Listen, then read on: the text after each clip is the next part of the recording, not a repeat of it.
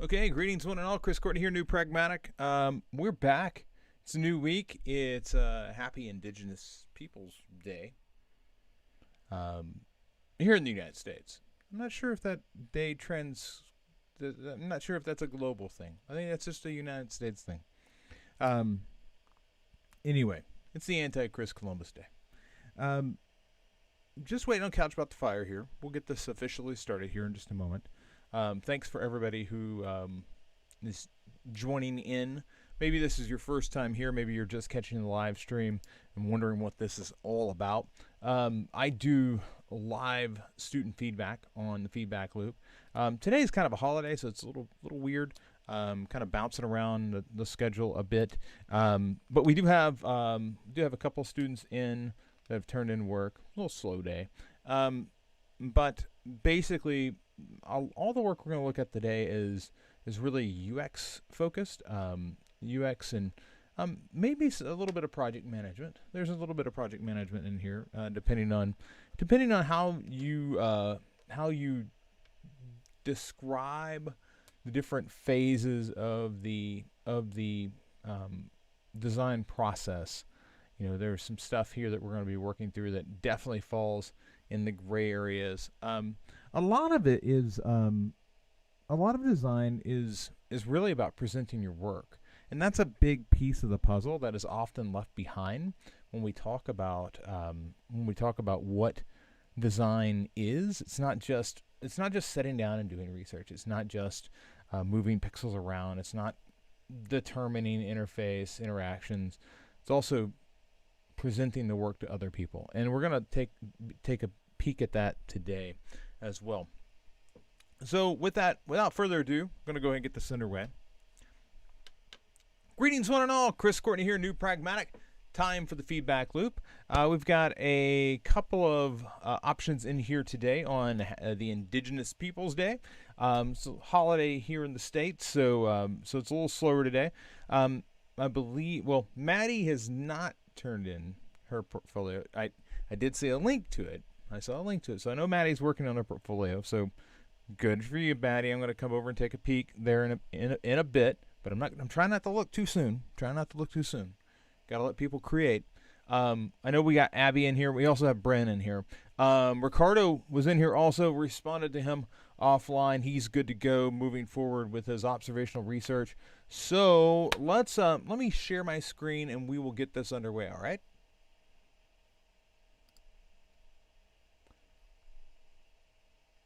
All right. First things first. Let's take a look over here at Abby's work. And Abby, you're in an interesting spot because you are in user stories, and determining user stories it's always difficult when you're trying to grapple with what it is that you're trying to accomplish.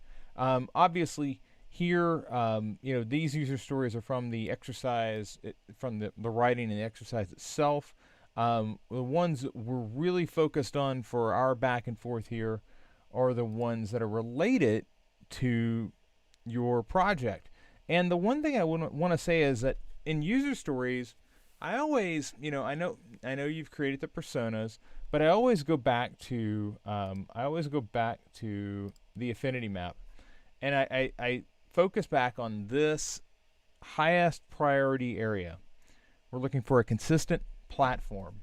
There are various platforms that are duct taped together. So we want, it sounds like we want some like common home, okay?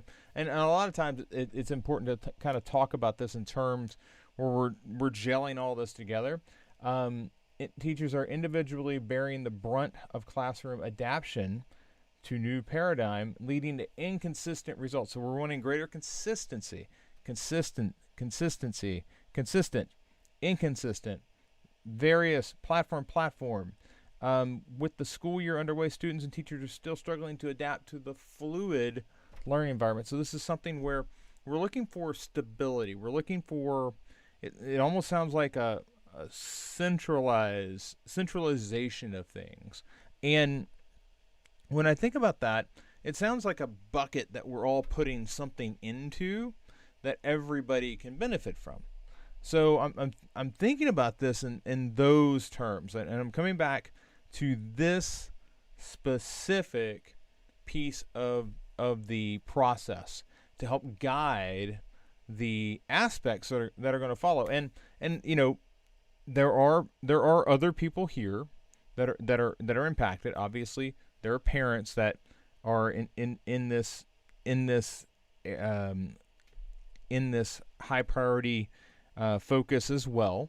So we're going to come back to your user stories, and let's think about this. Oh, by the way, one quick thing. I noticed that you were doing this thing where, like, down here, you've got these. This is like doubled up. This one's doubled up as well.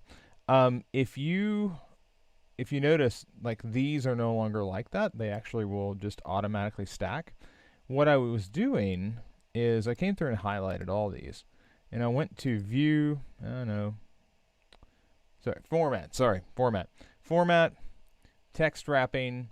You had it set to overflow, and overflow would be basically like this, where it just kind of chops off the end. What you actually want is you want wrap. And when you have wrap, it just automatically starts wrapping, and you don't have to worry about these little weird breaks like what you have down here, where this is, oops, sorry. Let's move this out so I can see it. So right now this is like 2 lines, but it's a forced 2 lines. Should be just 1 line. I want a better /clean learning space. And now when you bring this in, it just naturally starts wrapping, which is important for you, because like if you had to make lines and you have no idea like how much you're going to like move this around, like you might have other categories down here and you need to collapse these down. It's good to understand how text wrap works, and you can basically just highlight everything, just boop and say format text wrap, and you'll be better off for it. Okay. So for right now, I'm just gonna like leave that out there. So we're looking at these, and I'm going to make some suggestions. Okay. These obviously you don't have to stick with these, but I do want to look at I want to think about things in terms of product. Okay. I want to create lessons a week in advance. All right, that's interesting. Let's think about let's just take this one thing. Okay. Let's take that one thing and begin to think about, all right, so what would it take to create lessons a week in advance? All right. So first of all, you probably need to create lessons. Like I need to create a workspace so I can upload assets to it, so that I can then add it to a calendar. All right, so there's a few things here. There is this idea of lesson. There's this idea of time, okay? Because you're talking about a week. So there has to be something to say, okay, this is today, this is tomorrow, this is next week. Maybe it's just this week and next week. I'm suspecting what you'll need this week, and this week will be probably more granular, like Monday, Tuesday, Wednesday, Thursday, Friday.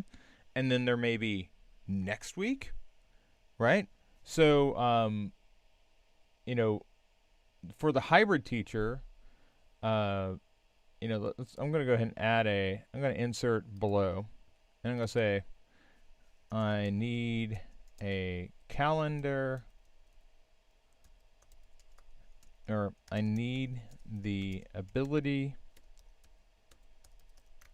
to create lessons, or I need the ability to attach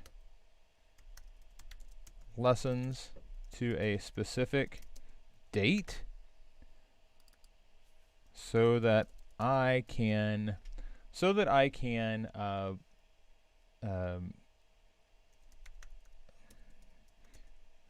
create create a class schedule to guide our weekly lesson plan. Okay, so the goal, I need the ability to attach lessons to a specific date. All right, so that tells me that, okay, I need to attach something to a specific date, but what do I need? Well, I need the ability to create lessons. Okay, and I know that may seem obvious, but I'm going to say I need the ability to create individual lessons. I need the ability to create individual lessons so that I can assign students work. Okay, so this one says I need the ability to create a single lesson. This one says I need the ability to attach that lesson to a specific date. Right? Those are two different things. But they are, in fact, a more granular look at okay, I want to create lessons a week in advance. Right? A lot of this is, okay, how many actual activities do I have in here? Because I could create a lesson, right? But I couldn't attach a lesson to a specific date without having already created the lesson. All right? So this is a primary task and this is a secondary task, but this right here, it's too much all glom together, because I want to create a lesson a week in advance. I need these things broken out so that it's easier for us to see the true scope of what we have ahead of us. Okay, so I'm gonna like highlight these in a different color so it's easier for you to see kind of, what is Chris doing here. So those are ones that I created. So I want to reorganize where class content is saved so I can submit assignments. So I can submit assignments to a single program. It's interesting. Who are why would the teacher have to submit assignments? It seems like that would be a student task. So that one's a little confusing. I can see that where you might want to I want to grab all of the content that's been submitted and save it to a folder. So I want the ability to archive. I want the ability to archive submissions for, and you could ask yourself, well, why would you want to do that? So I'm going to insert below. I need the ability to archive class assignment submissions so that I can maintain a record of ongoing so I can maintain a record of previously submitted work. Now you might ask yourself, well, why would I need to maintain a record? Well, a lot of, if a kid gets a bad grade and you haven't maintained a record, and the parent comes back and says, why did my kid get a bad grade? You need the ability to immediately recall that information. And the ability to recall would be a lot easier if you could archive, like, kid turns in an assignment. Today's assignments are, imagine, if you will, today's assignments come in. And you can say archive today's assignments. Or maybe you could say archive assignment, all of these, maybe the assignments came in over a number of days. So you're archiving by a particular type of assignment. Here it says I need the ability to archive class assignment submissions. It doesn't say by date, by type, by platform. I have no idea I need to go more granular there, okay? And I need you to think about, okay, how might I want to go about doing that as a teacher? And is this just the hybrid teacher, or is this all teachers? Okay, because this sounds like something that might, both of these actually sound like something that might apply to both types of teachers. I want to provide learning options for students. Okay, so I want to provide learning options for your students. That's a task. The goal is so I can let them choose if they want to be on camera or not. I'm confused by that one. I'm genuinely confused. The choice of whether they're on camera or not sounds like something that's really in their control already. So I don't really see that as like they can just turn the button off on whatever platform. I don't necessarily. First of all, I would not get into the business of creating a video platform. Okay, because like there are things that exist that do that job. So I don't think going in the realm of we need to create controls for a camera. Like I'd stay away from that. What I would say though is so I want to provide learning options for students. The idea of they're off camera. Okay, so like basically you're saying, I think you're saying, I want the ability for students to work independently on class assignments. That would be a way that they could work and not be on camera. Okay? Now, you've got here choose whether they want to be on camera or not. That sounds more like I want to turn my camera on or off thing. So I'm interested in, I want to provide more learning options. I want to, and this begins to make me think about, I want to provide lab activities. I want to provide exercises for you to do on your own away from our group class, so that you have less like on camera time. Because if you're just working on an assignment, you don't have to have your camera on, right? So that's something to think about there. I'm not going to put that one down because again, there's so many. The goal and the tasks there seem to be disconnected a bit. I want to find interactive learning programs so I can provide online activities that go along with the lesson. That's interesting. That's definitely a goal. I want to find interactive learning programs. Another way that, but this does come back to shared resources. Okay, so we talked about the district needing a more consistent platform that teachers can pull from, so they're not on islands. So here I want to find interactive programs. I'm going to insert a row below, and here I'm going to say I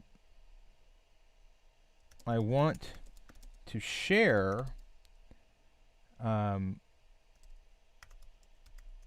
interactive learning resources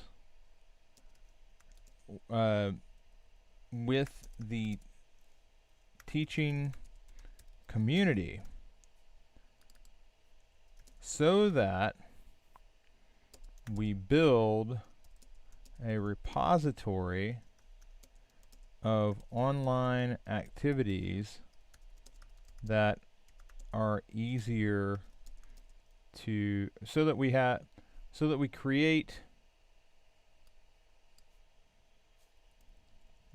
build and create are the same thing. So we create a repository of online activities that are easier for fellow teachers to find and contribute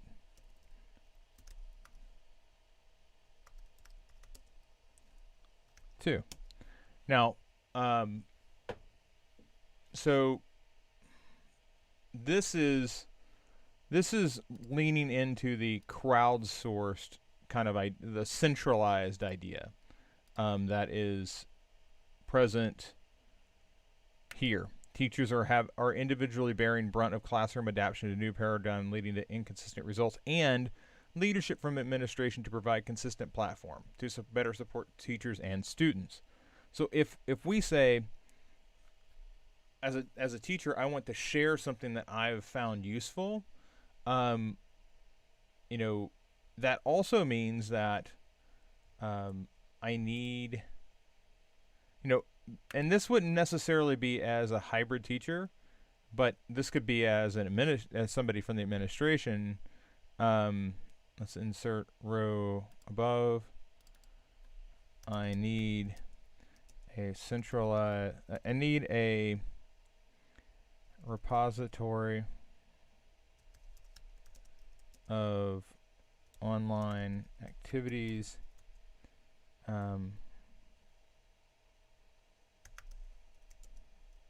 that I need a repository of online activities and resources so that teachers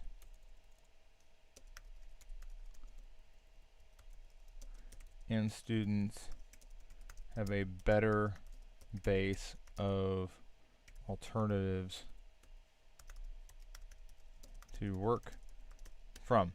Now, you can ask yourself, well, what is a repository of activities? Well, it could be like a dashboard of things that, you know, it could be a dashboard of like submit it from Miss Johnson, and here's the assignment, and here's the platform, or it could be a Google Doc. You know, it could be a lot of things. How complicated does it really need to be? I don't know. It doesn't probably have to be all that complicated, but I do think that it, you know, you're nibbling at it. I want to find learning programs. Okay, well, how could we do that? Well, we need an online repository. Well, how do we populate that repository? Well, we have teachers push into it, right? And you talk about where those things are coming from. You know, and this could be, you know, you could go further with this. Like, let's insert sorry. Yeah, let's insert below. I want to be able to upvote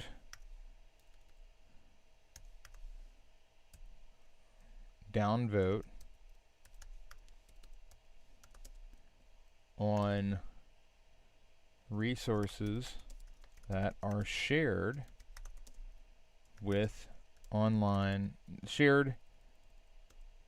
to the online repository,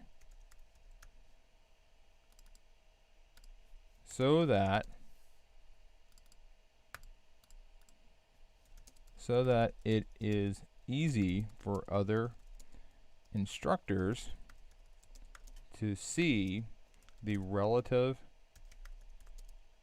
quality of the resource that has been shared. Now, we've already gone in a couple of different directions here. One part of this is I need to create these lessons, and I need to be able to attach them to the date, and I need the ability to like archive the submitted work. And again, pay close attention. I'm basing these off of the things that you've submitted.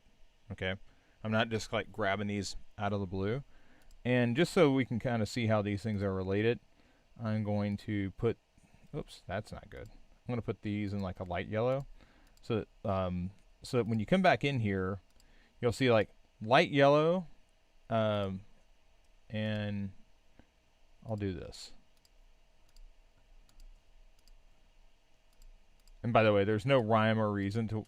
So the green and yellow, that's just to indicate how these are related. Like if I don't put anything on it, it's not really related. So this middle one, I didn't put anything on it, so I'm not gonna begin to tell you, yeah, hey, I've got a great idea there. I don't. But you've got 3 of your user stories have been expanded into 6 already. Okay, like there's a doubling going on. And I hope what oh, actually it was we had this one too. But what I hope you see is like, I want to find interactive learning programs can be expanded to. I need a repository of these things. I want to share into that group. I want to be upvote, downvote. Like, was that thing that somebody shared good or bad? Right? So this is now like expanding further on what could happen there. And that's really where the contours of the project come out. I need you to think about, okay, so I want to find learning programs. Okay, how could I possibly do that? What could I do that would make it easier for me and easier for the other teachers, right? That and this all goes back to this statement, this series of statements that we kind of package together. We're trying to create a platform from on high. What's that platform need to do? Well, it needs to take these various things from feeling like they're duct taped together. All right. It needs to take the individual brunt off the teachers, and then it needs to make sure that it needs to try to help them adapt. I think much of what you're trying to say here is doing that. It just needs to be more granular. Okay. I want to cut down on screen time. This is interesting because there's two types of screen time. There's screen time that literally is I'm on camera, and then there's screen time that I'm working at a computer. Some of that is going to be very hard to cut down on, especially if everything's electronic. I'm not exactly sure how you cut down on screen time. So if some of it, but the way you've described it here is, so I can get students accustomed to independent work. Okay? That goes back to these interactive learning programs, and it also kind of talks to the student being on camera or not. If you are providing them with activities that help them get away from the group session, then that's going to cut down on that particular type of screen time. So we're addressing some of that in the exercises in these activities above, the user stories above, and also I'm going to do this. Let's freeze. So insert. I think it's view freeze up to current row. That way we can kind of see as this goes up. Okay, I want to offer smaller group learning hours so I can have a stronger connection with students. So smaller group learning hours, that could be just breakout rooms. It also could be I want students to have the ability to sign up for group sessions. So this could be something where you want to offer smaller groups, but how would you facilitate that? Is it simply by setting up a calendar and assigning students to particular modules, or is there something more to it? But I definitely can see this being so let's create something below. I need the ability to create small groups. I need the ability to schedule small group sessions, so that I can have a stronger connection with students, right? So it's not just offering, it's like I need the ability to create these things. what else goes with that though? I'm gonna come in here and I'm gonna insert another one. I need the ability to assign students to a small group session to ensure everyone is getting equal time in small groups. So now we're talking about, okay, so I'm going to create these mini groups, and I'm going to bucket people together. That could really go back up to this whole idea of, I want the ability to attach. We've got these attaching lessons to a particular date, but it sounds slightly different than that, and in many ways, these do sound different than this, just small group. The small group bit. Is it optional? Is it like something that somebody can sign up for on their own, or is it mandatory? And that's something I would look for a little bit more granular detail. In many ways, I think you can get a quick idea of how you can rewrite some of these to get more detailed.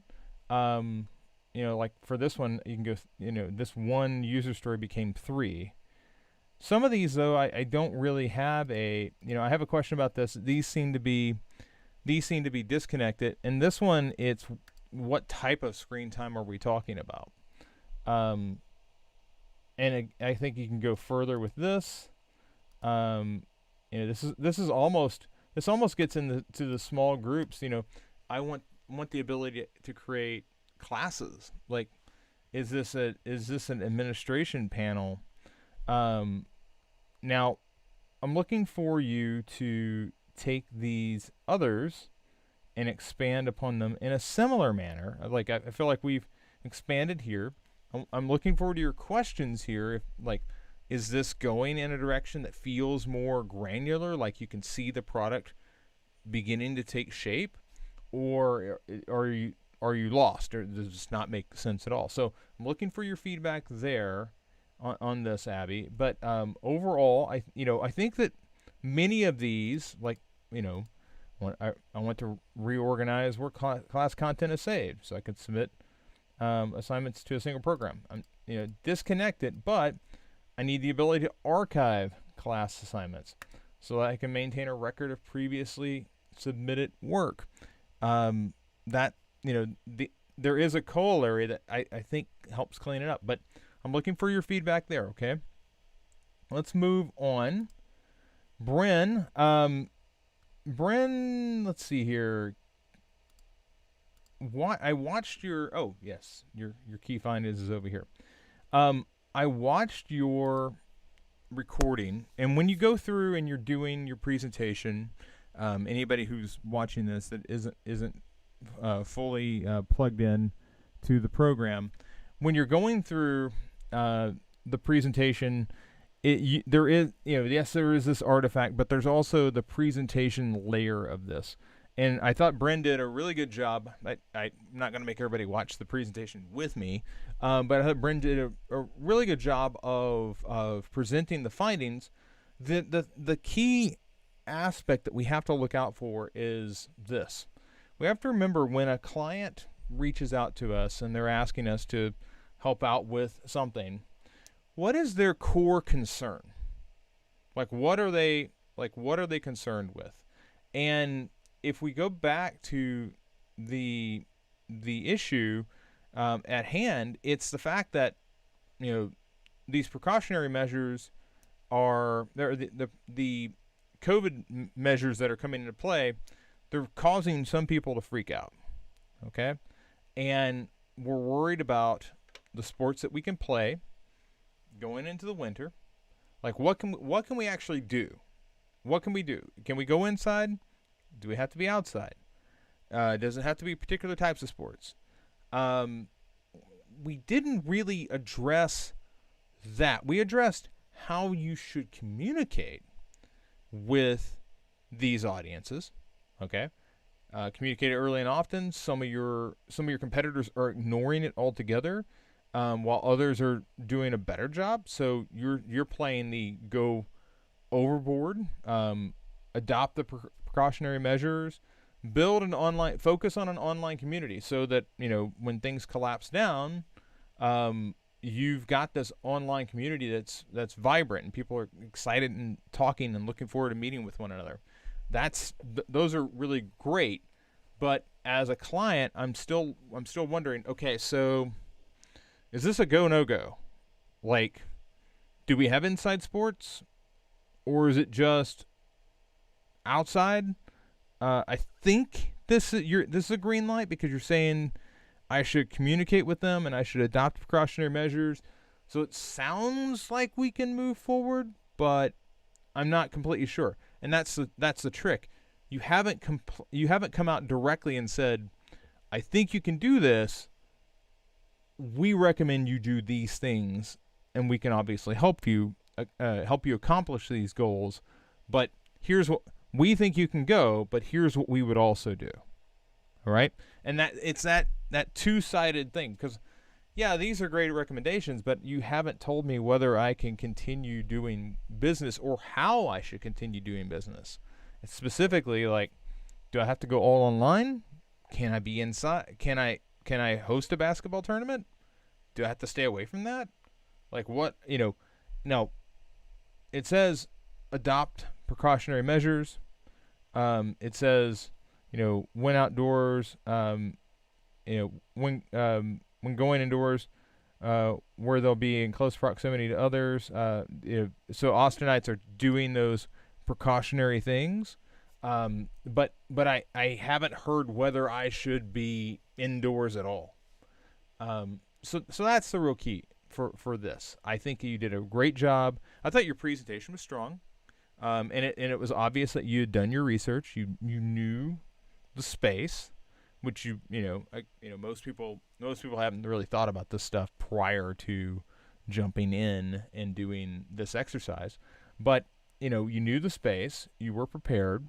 You made a compelling case for doing these things. But you've got to hit them. You've got to address their primary concern. Otherwise, they hear you and they hear what the most important thing is. But you really need to grab them and reflect back to them. Hey, you were concerned about X. Good news, bad news, like whatever it is, off the top, and then back it up with a supporting document, which you have. Okay, make that adjustment, and this is great. But don't make that adjustment. They're going to have that follow-up, like, so can we do this or not? And if you hear that, you know that you've left out a key step. Okay?